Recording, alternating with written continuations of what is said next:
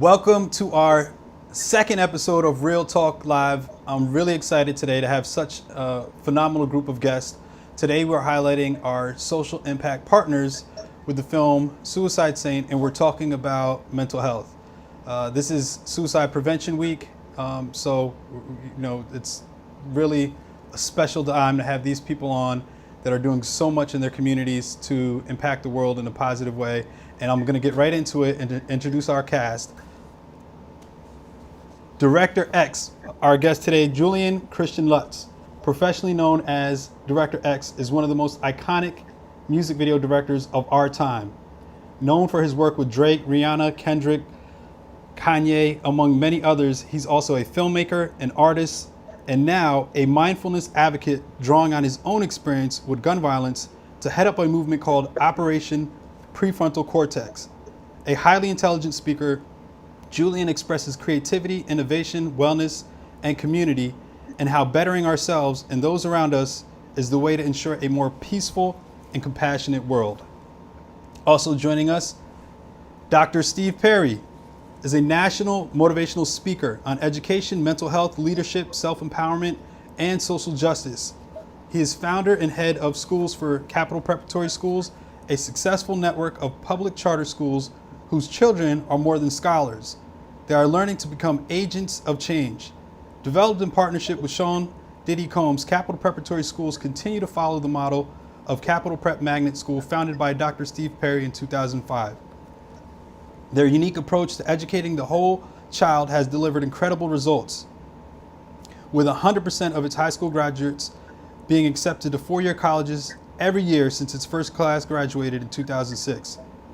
This success has led to the opening of 3 additional schools: Capital Prep Harbor in Bridgeport, Connecticut, Capital Prep Harlem in New York City, and Capital Prep Bronx, opening in Co-op City. And I don't have the date when that opened, but I think I saw some more headlines on that last week, and Dr. Perry will share with us that new opening. And we have Marisa. Marisa is the co-founder and president of the Jordan Porco Foundation. Marisa is dedicated to preventing suicide in high school, college, and college entry student population. Through awareness, education, and innovative programming, JPF is challenging stigma around mental health and creating open conversations about the prevalence of suicide and mental health issues and saving young adult lives. Marisa has worked in human services since 1985. Her employment experiences range from the Connecticut Department of Children and Families to various positions with local mental health authorities in Eastern Connecticut.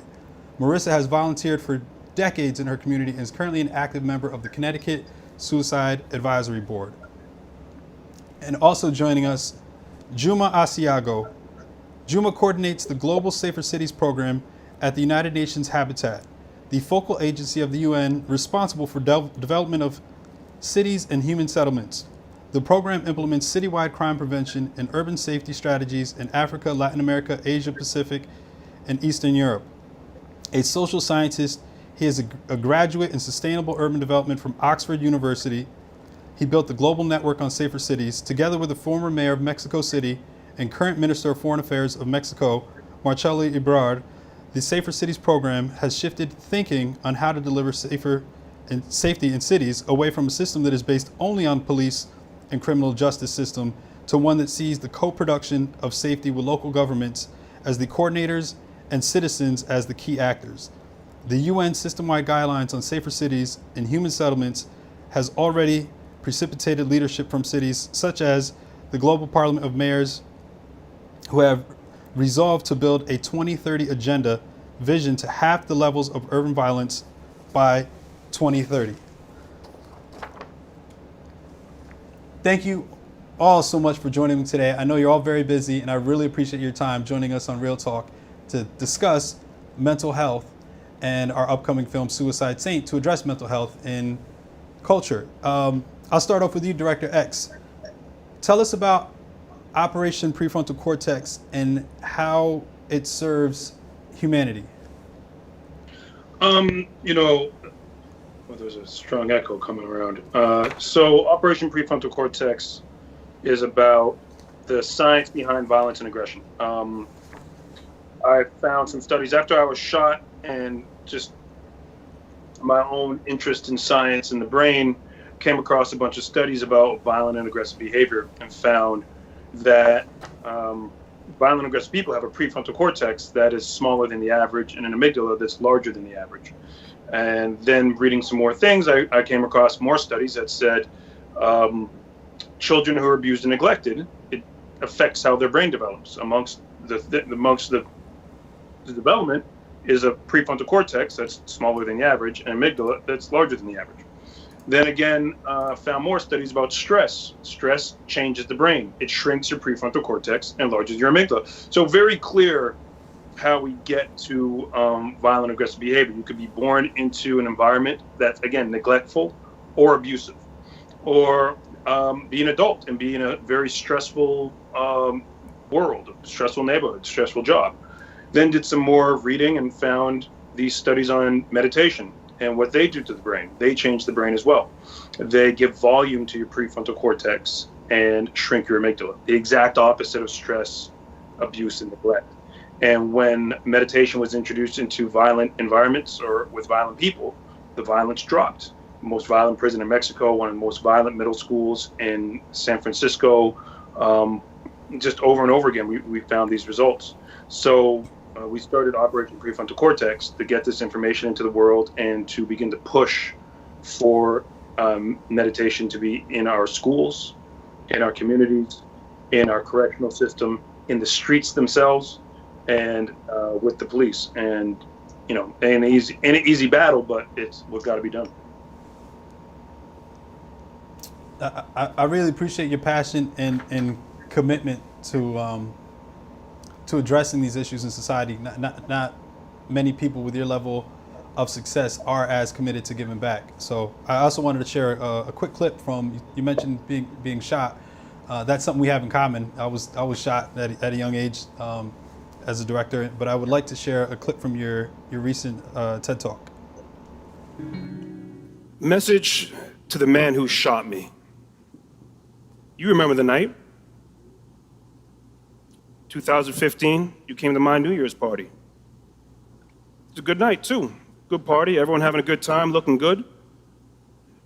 And you decided that a packed dance floor would be the right place to pull out a gun and shoot someone in the chest. And that bullet went through that guy, through the guy behind him, and hit me in the back. And I spent the rest of that night in an emergency room, getting that bullet cut out of my side, thinking, what would make someone do something like that? And I was angry, real angry. I was angry that people got shot at my party. I was angry that I got hit. And I was angry at the culture, our culture, that promotes killers and killing, a culture that I help promote. So I got to tweeting, I got to IGing, I did interviews. I was just gonna save the world. I was gonna do something about it. But a man gotta eat, right? So I went back to work, made some more videos, did some installation art, made a movie, Superfly, and I created a show for Viceland called Mr. Tachyon. Think Mythbusters if it was hosted by Iron Man. And we did really real experiments on the fringes of science. So I'm putting brain caps on psychics when they do readings. I'm doing remote viewing exercises. I'm testing out herbal medicine. And while I'm researching the show and all these different episodes, I come across a bunch of information about the brain, how it develops, how it's damaged, and how it can be repaired. Man, that's so powerful. X, I can't tell you how much you inspire me as a filmmaker, especially being a filmmaker who's focused on social impact. You're definitely setting a wonderful example for other people out there, for them to understand that you can be successful in this culture and still do things that are positive. A lot of times when I'm speaking to youth, one of the biggest challenges that, or conversations that I have with them is there's this idea, this stigma that kindness is corny, right? So there's everything in the culture is promoted towards something that does us a disservice, and it's just very unfortunate. But I really appreciate you using your voice and the power and leverage that you have in entertainment to make a difference in our communities. So we're going to jump to an introduction of Dr. Well, we already did the introduction to Dr. Steve Perry, but I want to play his video for Capital Prep first before I go into his first question. I don't care where a parent lives. I don't care what a parent's race is. I don't care what the economic situation is. Every single parent has either hoped for or prayed the same prayer over their child's head, and that is simply that this child does better than I did. The reason why many school systems have failed and will fail forever is because, one, they operate from a deficit model. They tell you what these kids can't do and why they can't do it. I find it absurd that in the United States of America, that a child has to win a lottery to go to a good school. So I wanted to create more good school options. Capital Preparatory Schools is a charter school network that operates schools in New York and Connecticut.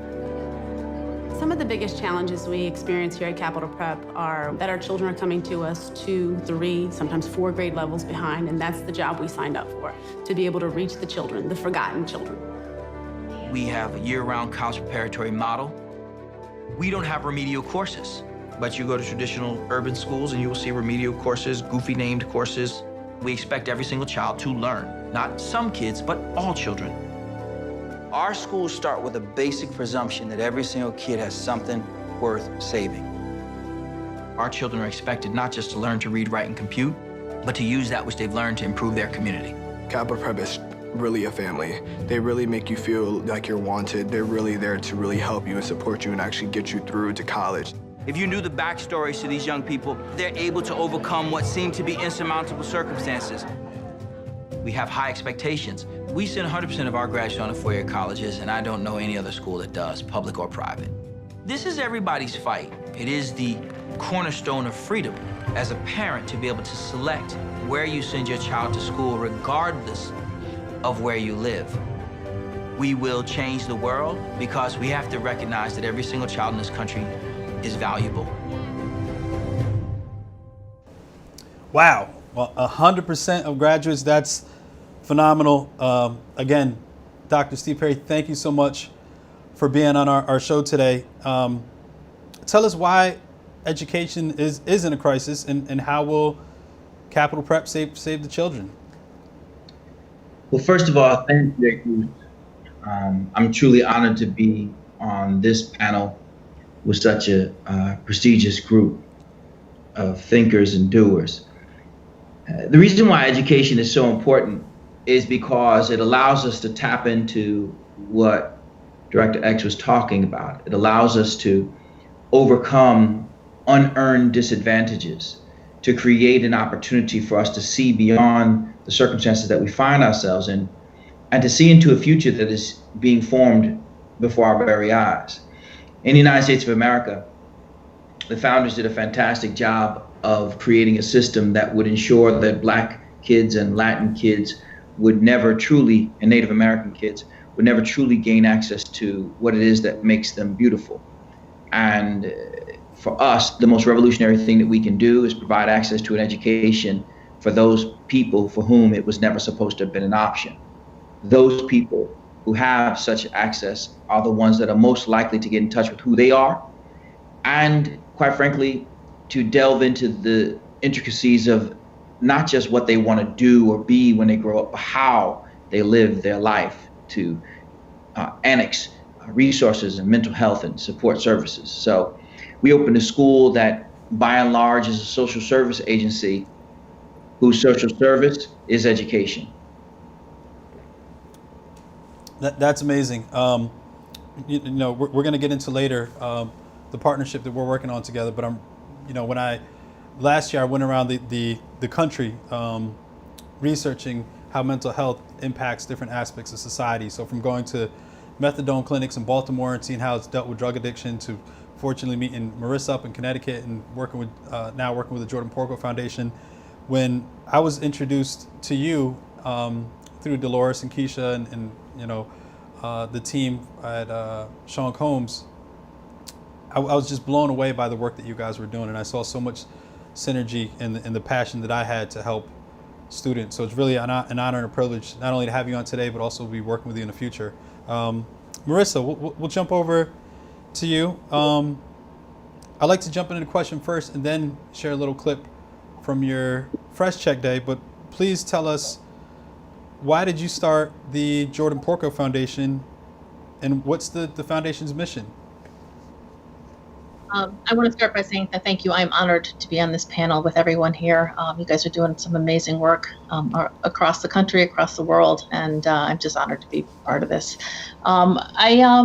We started the Jordan Porco Foundation after I lost my son to suicide. He was a freshman in college, and we really wanted to build a platform that would have engaged someone like my son to attend and talk about mental health issues, understand what the resources are on college campuses, and knowing that it's okay to reach out and that everybody is struggling with something. But we, normally, we put a game face on and we don't really share these, how we're feeling or how we're struggling, but really kind of be able to provide a platform for students to have hope and resources. And so really that's what we did. And we've grown this program across the country really because it's a kind of unique way to message and to kind of cast a wider net of participation for students that wouldn't have normally attended a mental health event. And so we're very proud about the relationships that we have with the colleges across the country. That's awesome. And we're gonna play a little clip to show what a Fresh Check Day looks like.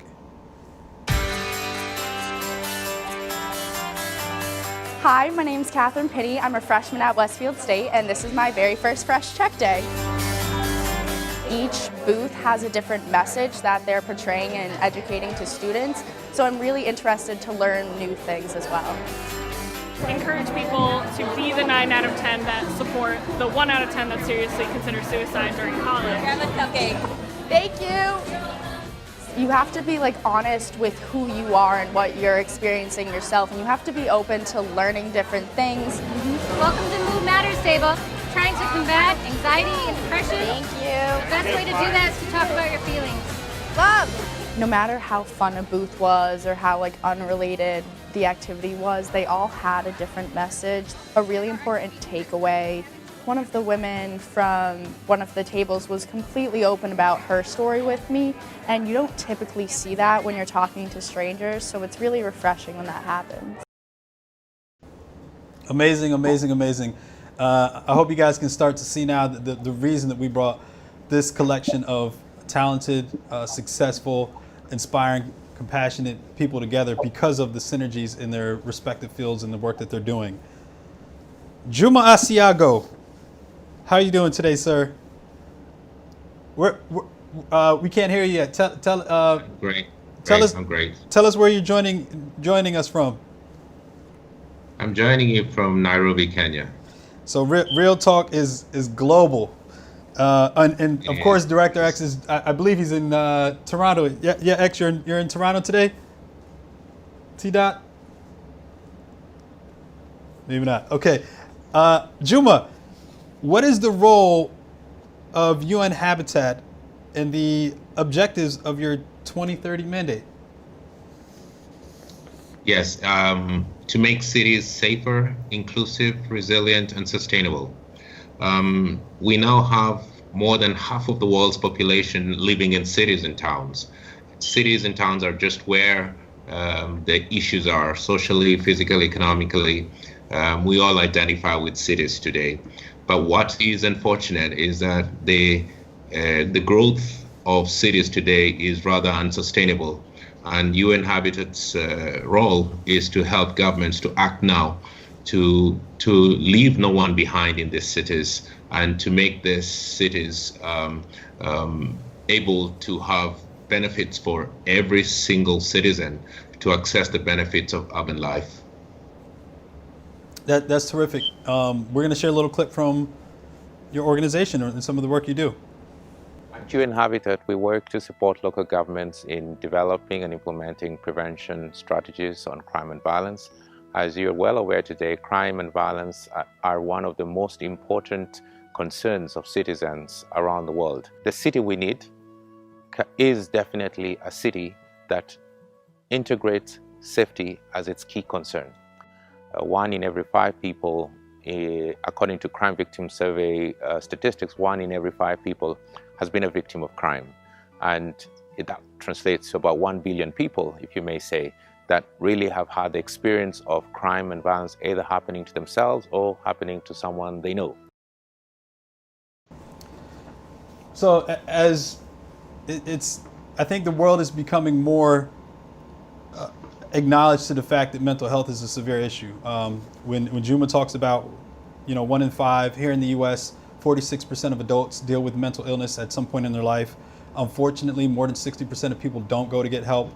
So these programs and organizations, from schools to meditation to suicide prevention to Juma's 40 Days program for 40 Days Safer Cities Global Initiative.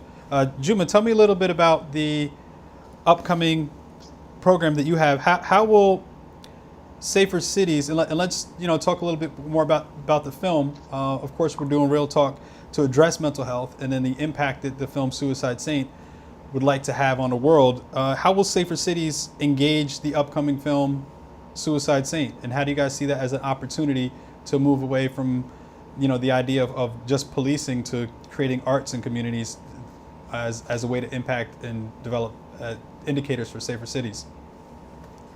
Great. I think the starting point is to realize, to come to appreciate that today we have solid violence prevention science on what reduces crime and violence. However, the level of awareness on this evidence is quite low, and the uptake by governments of this evidence is wanting. So we need to now face this challenge and try to bring to the world the evidence, using very creative, artistic ways to let people accompany governments in co-producing the prevention strategies that are already in place. We're not short of ideas, we're not short of strategies, we're only short of implementing these strategies. And would you like to share specifically the collaboration that we have coming up, if you will? Yes, you want to make an announcement here about the 40 days on October 10th? Yes, so from the 21st of September, which is the International Day of Peace, running all the way to World Cities Day, which is on the 31st of October, we will be highlighting some of these innovative ways in which the world can actually look at and apply and invest in. And Suicide Saint, the movie, is exactly one of those that we think comes to the fore and will engage ways in which, particularly how we deal with hotspot areas in our cities, how we deal with situations where people are mentally aggrieved and traumatized. How do we really build young people as artists and not as problems to be managed in cities? I think looking at aspects such as guns for cameras, et cetera, these are the ways, these are the innovative ways in which we want cities and city mayors to look at and to use movies like Suicide Saint to try and, in a very pragmatic way, address the plight of young people in cities and towns.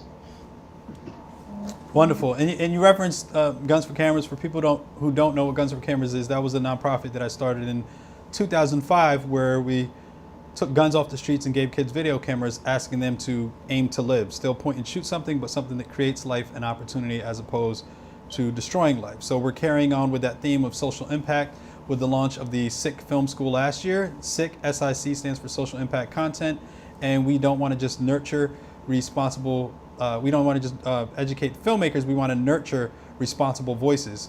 The idea is to heal humanity one voice at a time.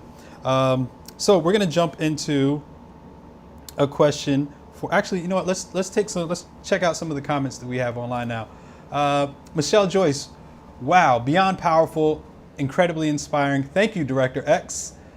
Lily Tanau, thank you so much for always working hard to bring awareness. The Jordan Porco Foundation, this is amazing. So we have Jordan Porco Foundation checking in on social. Another comment from Michelle Joyce. Dr. Perry, thank you. When I visited your Harlem campus, I was filled with hope. I grew up in the Bronx and lived in the projects. My parents knew that education was the key to changing the narrative. Thank you, MJ, for tuning in. Nicole Shaw, what an incredibly powerful group of people. Thank you all for the work you are doing. Thank you, Nicole, for tuning in and for commenting and responding. So we'll jump to Marisa.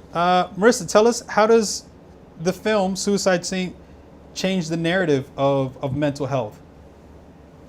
Well, I think the movie and the actors in the movie are bringing a lot of their own personal experience, and they're bringing authenticity and vulnerability to the meaning of this movie, which kind of shares and kind of it's not a movie just to make a movie about something that can be very sensationalized and maybe disconnected with how people do struggle with mental health issues and what their journey may be like. And so I think this gives an opportunity to be able to kind of shed a different light on this struggle that so many people around the world are experiencing.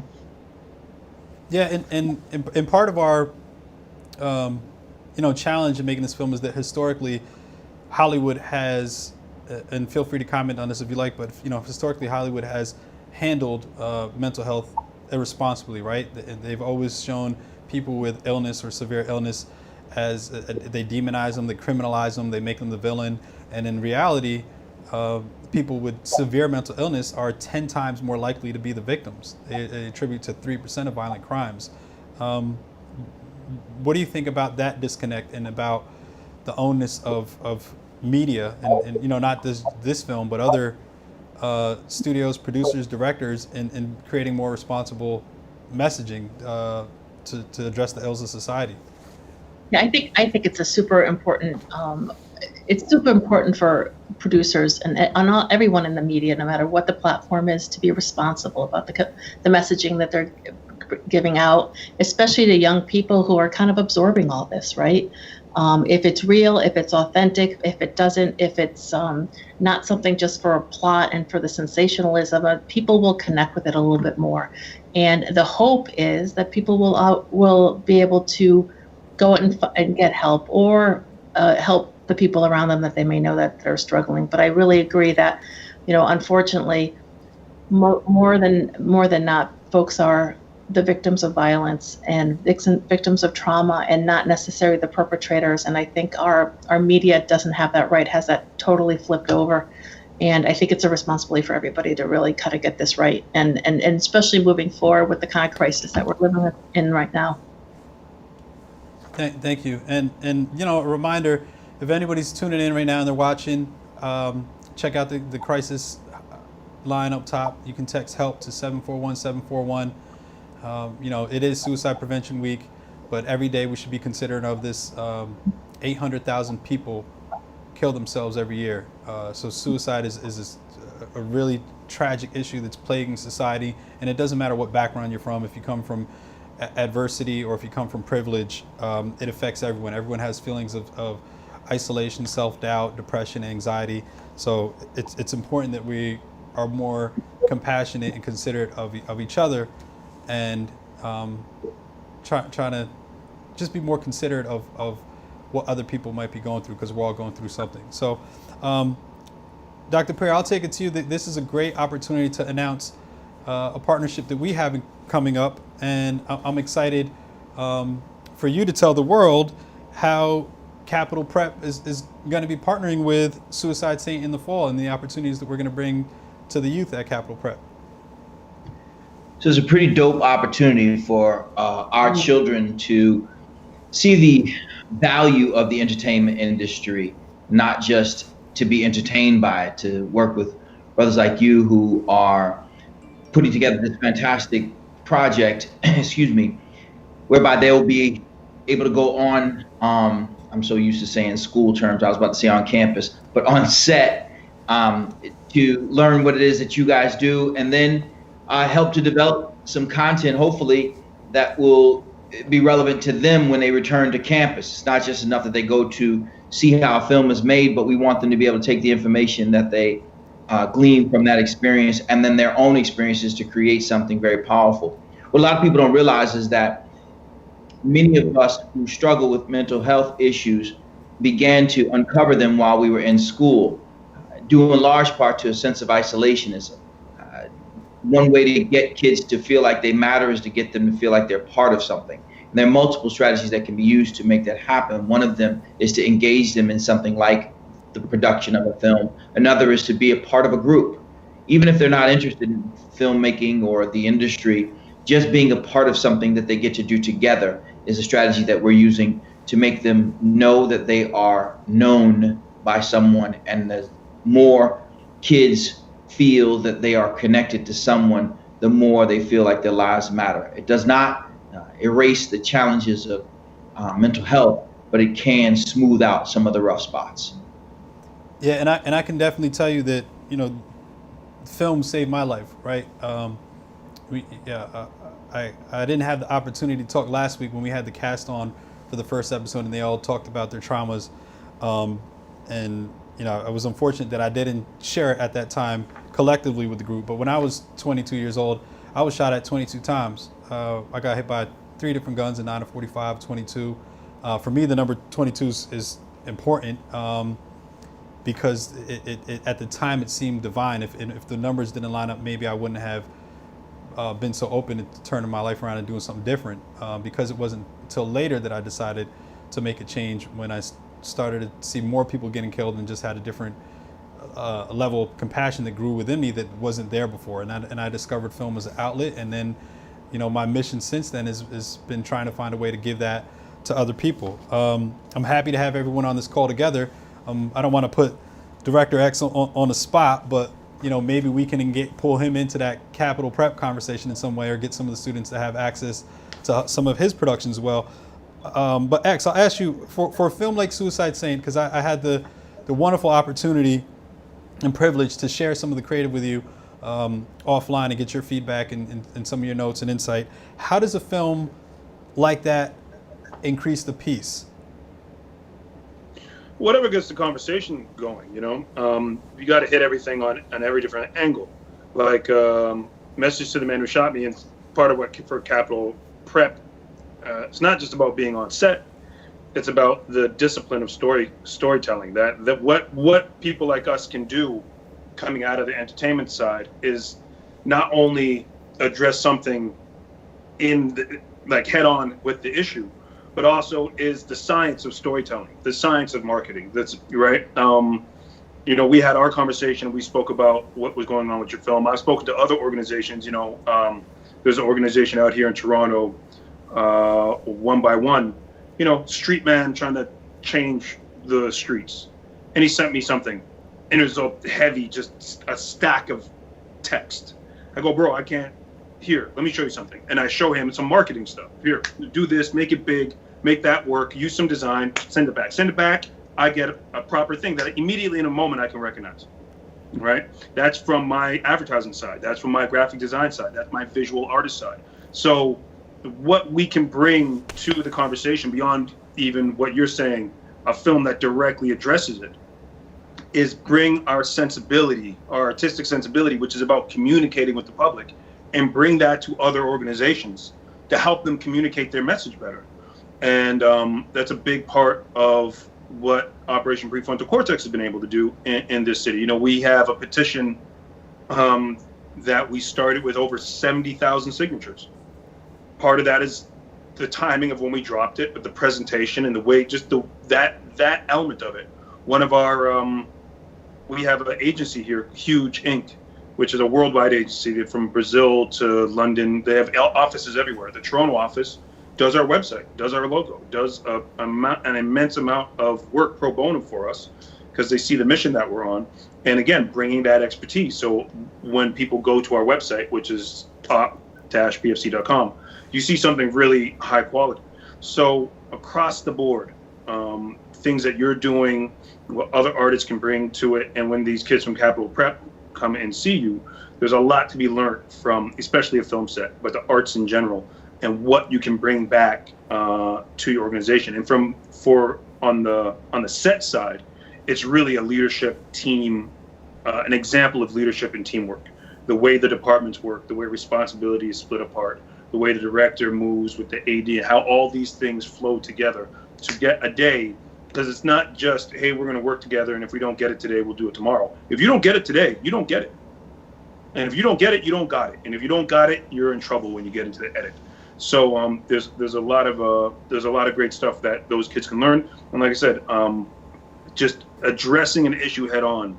There's a world of people who need that. They need a film. They need something that speaks directly to them, not in an analogy, not metaphorically, but says, boom, this is it. And they need that kind of direct talk to spark something inside themselves to be able to shift their life in a better direction.